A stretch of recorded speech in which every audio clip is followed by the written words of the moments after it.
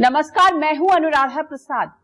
हम एक ऐसे मुल्क के निवासी हैं जहां करीब 1 अरब 35 करोड़ लोग रहते हैं, जहां करीब 20,000 जुबान बोली जाती है, 3,000 से ज्यादा जातियां हैं, 25,000 से ज्यादा उपजातियां हैं। इतने बड़े मुल्क को चलाने के लिए हमारे राष्ट्र निर्माताओं ने संसदीय लोकतांत्रिक प्रणाली को अपनाया। भारतीय राजनीति में हमेशा से जाति एक महत्वपूर्ण और निर्णायक तत्व रही है और आज भी है। आजादी के पहले भी इसकी भूमिका रही है, जो बाद में बढ़ती ही चली गई। जयप्रकाश नारायण ने एक बार कहा था, भारत में जाति सबसे महत्वपूर्ण राजनीतिक दल है। उत्तर प्रदेश और पंजाब समेत 5 राज्यों में विधानसभा चुनाव होने हैं। अभी से जातीय गोलबंदी को देखते हुए चुनावी बिसात बिछाने का काम जोर शोर से शुरू हो चुका है। कोई ब्राह्मण सम्मेलन कर रहा है, कोई दलित वोटरों को जोड़ने में लगा हुआ है, कोई जाट मुस्लिम समीकरण साधने में लगा है, कोई ओबीसी वोट बैंक में सेंध लगाने में जुटा है। आज मैं आपको बताऊंगी कि हमारी सियासत जाति के चंगुल से आजाद क्यों नहीं हुई।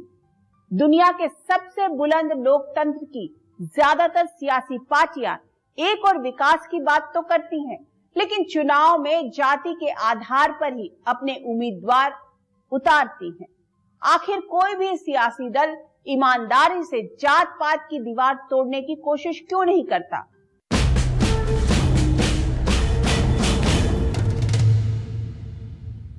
आजादी के बाद हिंदुस्तान ने भी बहुत तरक्की की।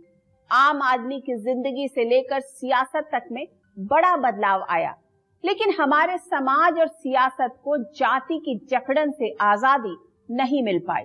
जाति हमारे समाज की एक ऐसी कड़वी सच्चाई है जो लोगों में भेदभाव पैदा करती है, समाज में ऊंच नीच की दीवार खड़ी करता है और सियासत में अहम रोल निभाता है।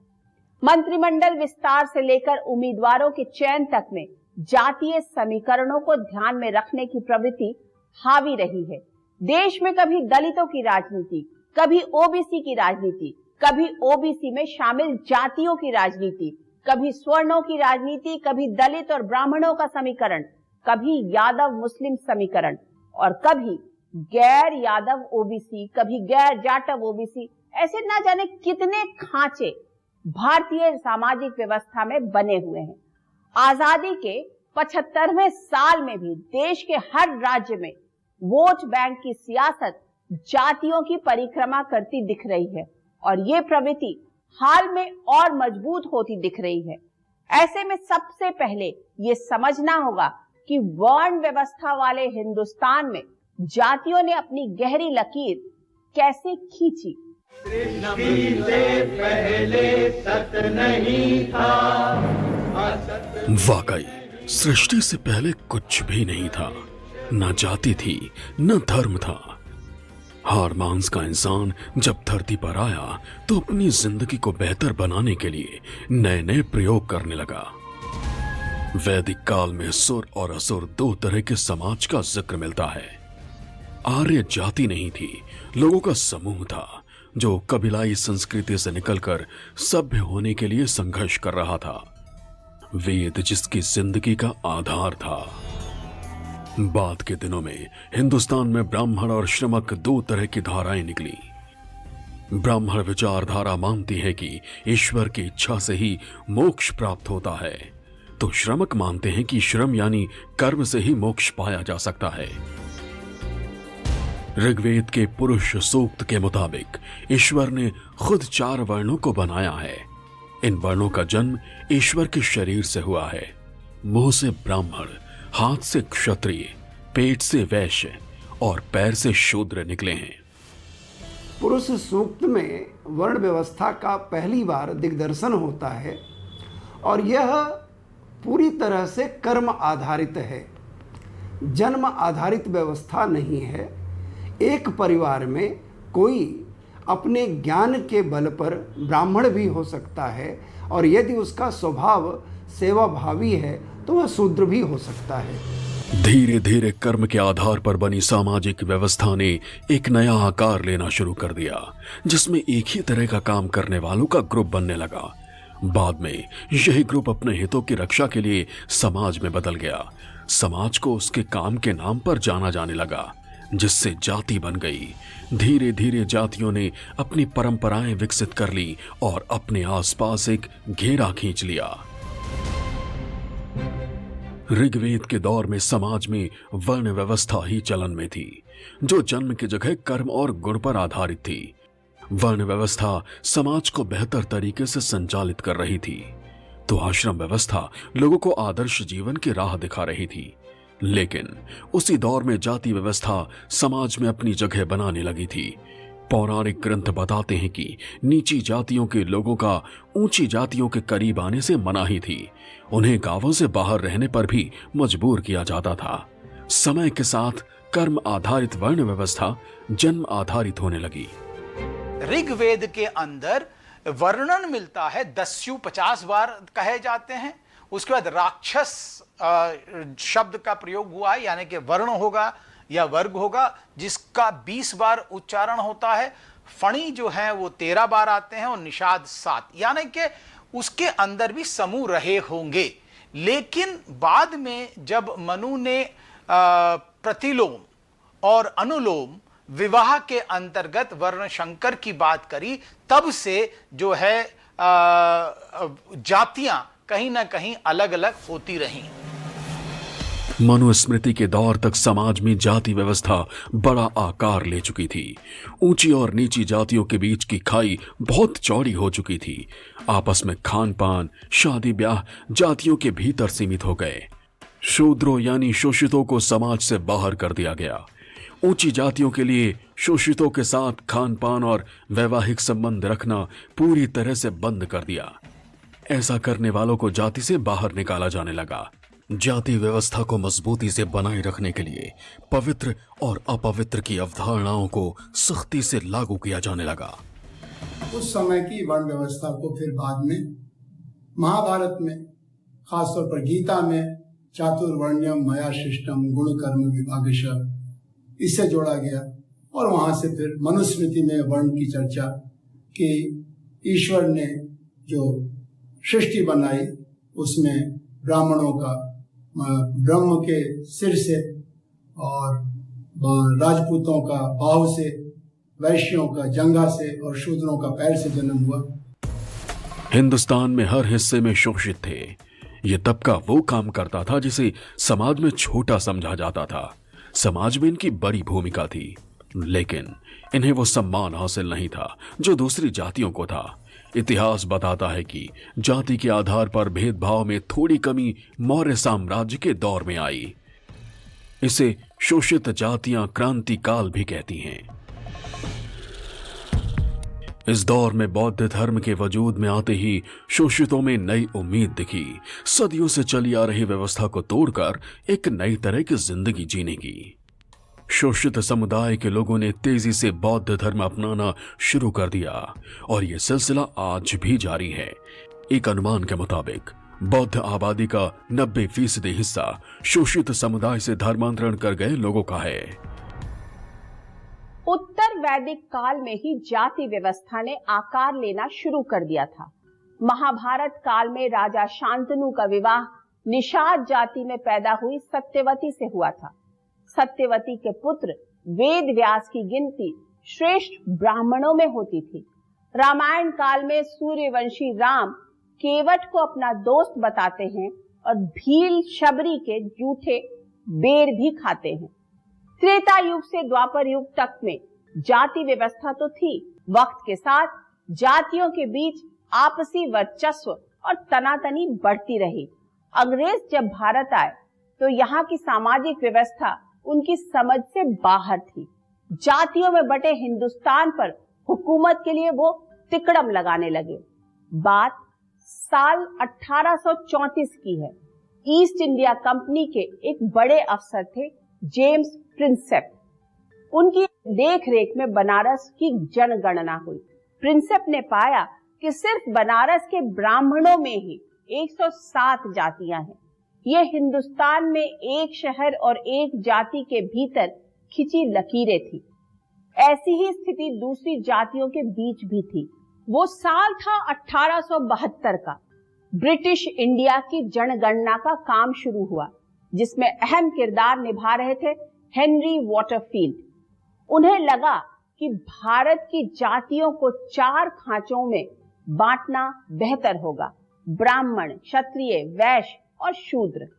बाद में अंग्रेजों ने वॉटरफील्ड की कास्ट थ्योरी का जोर शोर से प्रचार शुरू किया, जिसमें ब्राह्मणों को सुपीरियर, शूद्रों को इंफीरियर और अछूत बताया जाने लगा।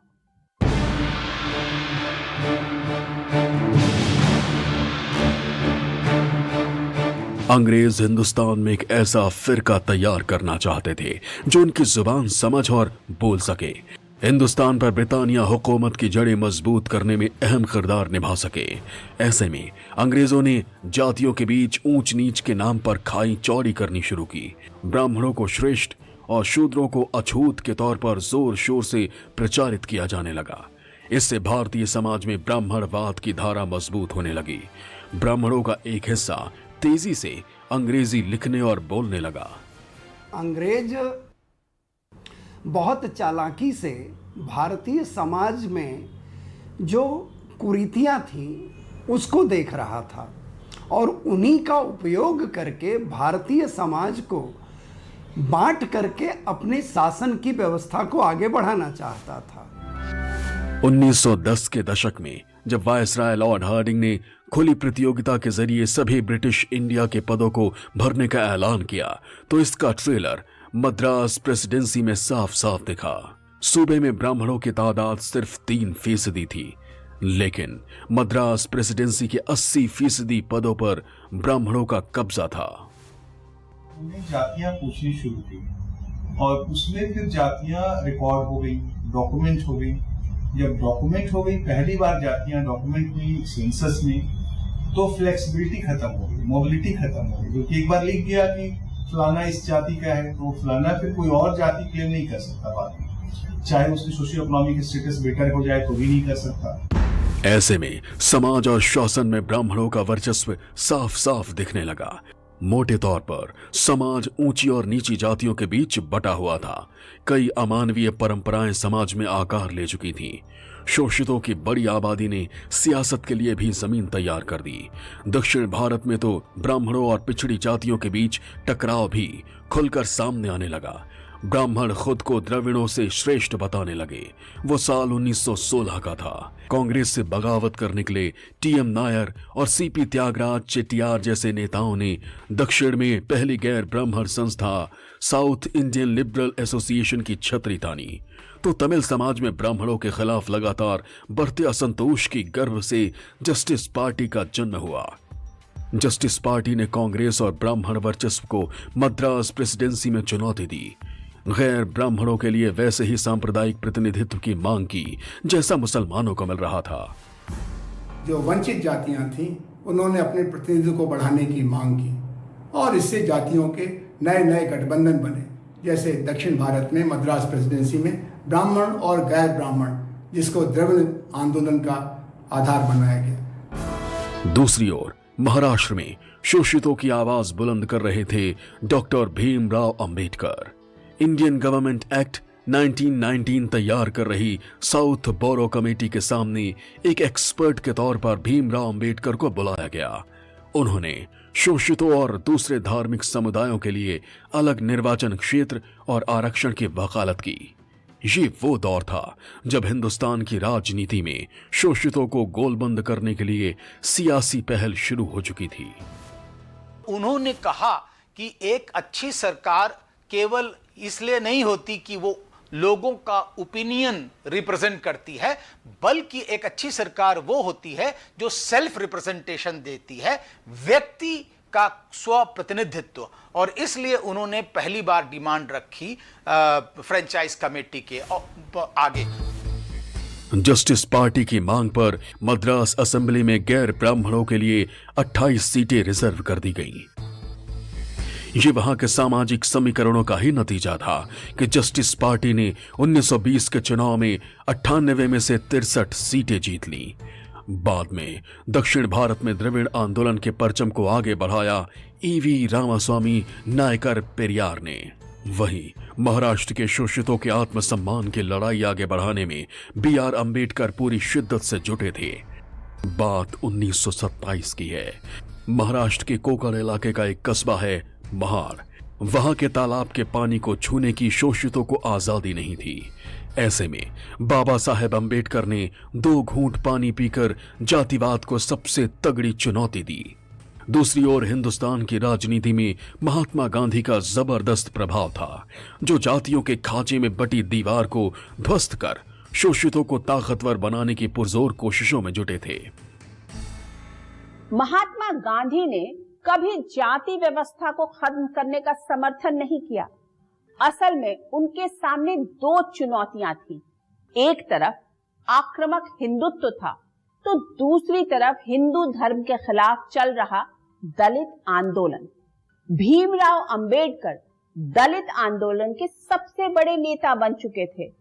फरवरी 1933 में गांधी ने लिखा, मैं अंबेडकर को आमंत्रित करता हूं कि वो गुस्सा और कटुता छोड़कर अपने पुरखों के धर्म की खूबसूरती को समझें।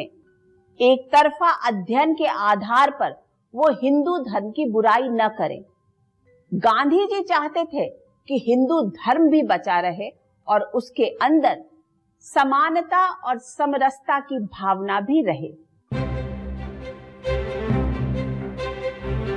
मैं वर्णाश्रम धर्म के उस रूप में विश्वास रखता हूं जो मेरे विचार से शुद्ध वैदिक है, लेकिन उसके आजकल के लोक प्रचलित और स्थूल रूप में मेरा विश्वास नहीं। गांधी भारत के सामाजिक ताने बाने को अच्छी तरह समझते थे, उसकी कमियों से भी अच्छी तरह वाकिफ थे। उन्हें भरोसा था कि नए और मजबूत भारत के निर्माण का मंत्र भी प्राचीन व्यवस्थाओं में ही छिपा हुआ है। उसकी कमियों को दूर करने के लिए गांधी ने पहले से ही मोर्चा खोल रखा था। छुआछूत मिटाने के लिए गांधी पूरी जिंदगी संघर्ष करते रहे, लेकिन जब भीमराव अंबेडकर ने दलितों के लिए अलग चुनाव की मांग की तो गांधी इसके लिए तैयार नहीं थे। उन्हें डर था कि उनके सपनों का भारत 2 हिस्सों में बंट जाएगा। गांधी ने समाज को बंटने से बचाने के लिए एक बीच का रास्ता निकाल लिया, समाज के पिछड़ों के लिए आरक्षण का रास्ता। उस समय की चुनाव प्रक्रिया में भूमि स्वामित्व और स्नातक की शिक्षा वोट के अधिकार के आधार बने। इसीलिए डॉक्टर अंबेडकर ने राउंड टेबल कॉन्फ्रेंस के जरिए दलितों के लिए, अस्पृश्यतों के लिए अलग आरक्षण की मांग की। शोषितों को समाज की मुख्य धारा में लाने और बराबरी का हक दिलवाने की जो कोशिश पूना पैक्ट में हुई, वो अब भी भारतीय राजनीति में वोट बैंक बनाने और खिसकाने का सबसे बड़ा हथियार बनी हुई है। अंग्रेजों के जमाने में भारत की जातियां खासतौर से फॉरवर्ड और बैकवर्ड में बटी थीं, लेकिन पुनः पैक्ट के बाद शोषितों को मिले प्रतिनिधित्व ने दूसरी पिछड़ी जातियों की सियासी हसरतों को भी परवाज दे दी। महात्मा गांधी बिहार के समाज में फैले जातिवाद के जहर से अच्छी तरह वाकिफ थे। इस जहर को निकालने के लिए उन्होंने सूबे में छुआछूत के खिलाफ आंदोलन चलाया। उनके इस आंदोलन को समाज के अलग अलग तबकों ने अपने अपने नजरिए से देखा। कहीं लाठियां चली तो कहीं लोगों ने चंदा करके उनके आंदोलन का समर्थन किया। गांधी जी के बिहार दौरे पर अमृत बाजार पत्रिका ने 4 मार्च 1934 को लिखा, अ सक्सेसफुल बेगर। उस दौर में बिहार में सक्रिय सियासी पार्टियां वायदा करती दिख रही थी कि पिछड़ी जाति के लोगों को अगड़ा बना देंगे। चुनाव हुए तो जाति के आधार पर वोट डालने की परंपरा का श्री गणेश हुआ। उसी दौर में त्रिवेणी संघ भी बना। इस संगठन ने हिंदी पट्टी के पिछड़े तबकों के लोगों को संघर्ष के लिए मजबूत वैचारिक जमीन दी। हालांकि त्रिवेणी संघ को यादव, कोयरी और कुर्मी जातियों का संगठन बताने की कोशिश हुई, लेकिन इस संगठन ने पिछड़ों की नुमाइंदगी का दावा किया, जिस पर महाराष्ट्र में चले ज्योतिबा फुले और अंबेडकर की ओर से चलाए गए आंदोलन की छाप के साथ साथ दक्षिण में चल रहे आत्मसम्मान आंदोलन का असर भी साफ साफ महसूस किया गया। 1947 में भारत आजाद तो हो गया, लेकिन जातियों के चक्रव्यूह से आजादी नहीं मिली। संविधान सभा में जातियों के प्रतिनिधित्व और निचले तबकों की रक्षा के लिए लंबा वाद विवाद हुआ। उनके लिए यह तय कर पाना बेहद मुश्किल था कि आरक्षण हो या न हो। जब संविधान सभा बनी तो उसमें अल्पसंख्यक हरिजन समुदाय और महिलाओं को लेकर समितियां सबसे पहले बनी। किसी को सरकारी नौकरियों में आरक्षण चाहिए था तो किसी को हरिजन लफ्ज से आपत्ति थी। किसी को शिक्षा के लिए स्पेशल बजट चाहिए था तो किसी को जमीन तो किसी को पुणे पैक्ट से ही नाराजगी थी। संविधान सभा में तीखी बहस का नतीजा निकला कि अगर हरिजनों के साथ साथ समाज के पिछड़े तबके के लोगों को 10 साल के लिए संविधान में विशेषाधिकार दे दिया जाए तो सदियों से ये पिछड़े लोग बाकी समाज के बराबर पहुंच जाएंगे। Professor K.T.. शाह का तर्क था कि नौकरियों में यदि आरक्षण नहीं होगा तो अफसर अपने इच्छानुसार पक्षपात करेंगे। निसंदेह थोड़े बहुत विवाद किसी भी समाज में रहते हैं, लेकिन फिर भी यह श्रेय दिया जाना चाहिए संविधान तज्ञों को, संविधान सभा को, कि उन्होंने भारतीय समाज की इस चिंता को बहुत महत्व दिया और उसके अनुरूप अपनी व्यवस्थाओं को बदला है। संविधान सभा में तर्क दिया गया कि अनुसूचित जाति के लोगों को अच्छी योग्यता के बाद भी अच्छी नौकरी नहीं मिलती, उनके साथ जातिगत आधार पर भेदभाव किया जाता है। अंबेडकर समेत दूसरे दलित नेताओं ने चुनाव, नौकरियों और यहां तक कि कैबिनेट में भी आरक्षण की मांग उठा दी। तनातनी यहां तक बढ़ गई कि अंबेडकर ने कानून मंत्री के पद से इस्तीफा देने तक की धमकी दे दी। ऐसे में आरक्षण के कट्टर विरोधी सरदार पटेल को भी पीछे हटना पड़ा। अंबेडकर की दलील थी, जहां तक बात अनुसूचित जाति की है तो दूसरे अल्पसंख्यकों को पहले ही लंबे वक्त से सहूलियतें मिल रही हैं। वो पहले ही लंबे वक्त तक सुविधाएं भोग चुके हैं। मुसलमान 1892 से सुविधा भोग रहे हैं। ईसाइयों को 1920 से सुविधाएं मिली हुई हैं। अनुसूचित जाति को तो सिर्फ 1937 से ही कुछ लाभ दिए जा रहे हैं, इसलिए उन्हें ज्यादा लंबे वक्त तक सुविधाएं दी जानी चाहिए। लेकिन एक बार में 10 साल तक के लिए रिजर्वेशन का प्रस्ताव पास हो चुका है तो मैं इसे स्वीकार करता हूं। हालांकि इसे बढ़ाने का विकल्प हमेशा रहना चाहिए। संविधान ने सरकारी क्षेत्र में अनुसूचित जाति के लिए 15% और अनुसूचित जनजाति के लिए 7.5% आरक्षण तय किया, जो शुरू में 10 वर्षों के लिए लागू किया गया और बाद में बदस्तूर जारी रहा। अब भी हिंदुस्तान के वोट बैंक राजनीति की धुरी बना हुआ है। हमारे संविधान निर्माताओं ने पेचीदा मसलों का हल आपसी सहमति के जरिए निकाला था। संविधान सभा के ज्यादातर सदस्यों की सोच थी कि भले ही संविधान के जरिए भारत के लोगों को समानता का अधिकार दिया जाए, लेकिन समाज खुद छुआछूत और भेदभाव की दीवार को गिराए। ये समाज को एक दूसरे के लिए हमेशा के लिए जोड़ने वाली सोच थी। इस सोच में कानून की बंदिशों से ज्यादा इंसानियत के धागे को जोड़ने का मर्म था। लेकिन सियासतदानों ने कभी जाति के नाम पर भेदभाव को खत्म करने की ईमानदार कोशिश नहीं की और आजाद भारत में जातियां सियासी बिसात पर गोटियों की तरह इस्तेमाल होने लगी। आज बस इतना ही। कल आपको दिखाऊंगी आजादी के बाद हिंदुस्तान में कैसे बढ़ी जाति की राजनीति, कैसे आरक्षण के नाम पर शुरू हुआ सत्ता तक पहुंचने का खेल, उत्तर से दक्षिण तक कैसे जातियों को दूसरों के पाले से खिसकाने और अपने पाले में मिलाने का खेल हो रहा है। अब मुझे दीजिए इजाजत। निष्पक्ष खबर, सटीक विश्लेषण और अपने हक से जुड़े मुद्दों के लिए आप देखते रहिए न्यूज़ 24। नमस्कार।